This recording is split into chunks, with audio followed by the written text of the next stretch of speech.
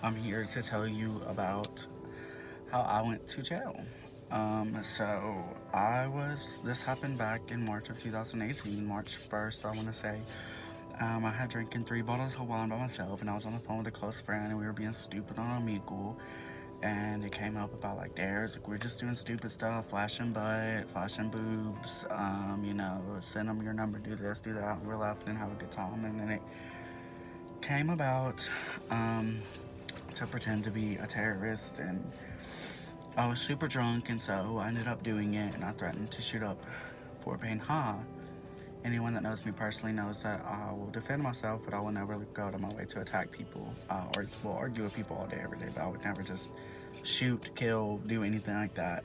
Um, and so the next day, the school was on lockdown, and I was like, oh my god, there's no way. I woke up and I was like, there's no way that was because of me. There's no way. I think it was throwing up. I was on the phone with my grandmother crying. I was freaking out. And then,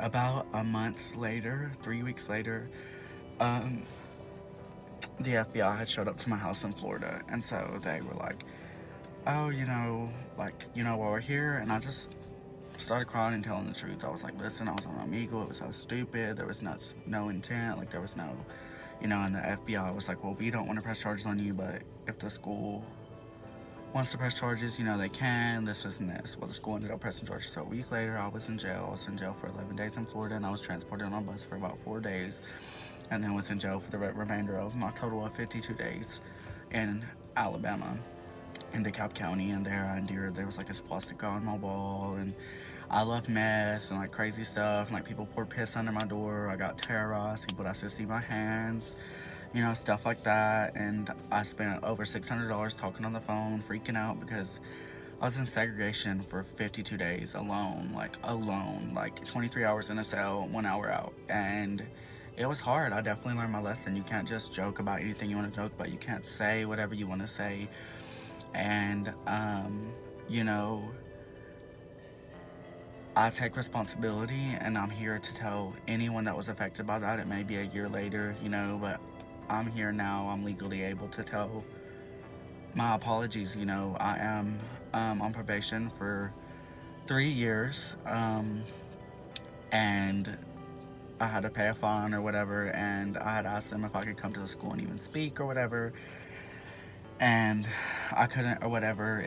There was never any intent. I pleaded youthful offender, and that was basically the end of that. It took a year for all that to happen. I was in jail while they investigated me, the FBI and stuff. They had to deem me not a threat to society or whatever. And yes, that's like people talk about me all the time. Oh, you're a terrorist, you're this. If you actually know me, I'm not a terrorist. I'm not.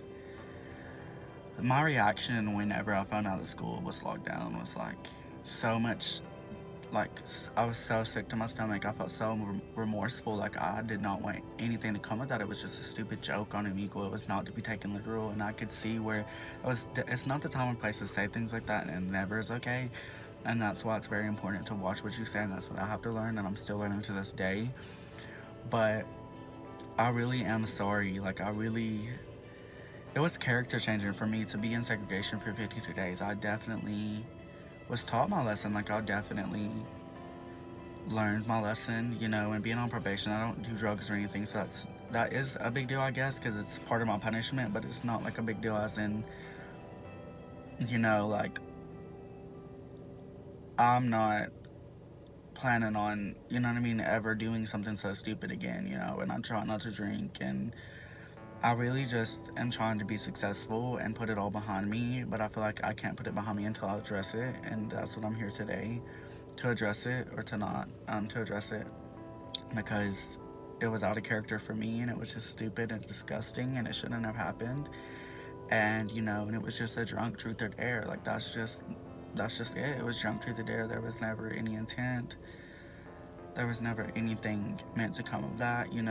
I'm deeply sorry, like, so sorry for anyone that was scared, for anyone for like a second that thought they were gonna lose their life, because it wasn't gonna happen. It didn't happen. And all I can ask is for forgiveness, because I am responsible for my actions, and my actions were not okay. And I really am sorry.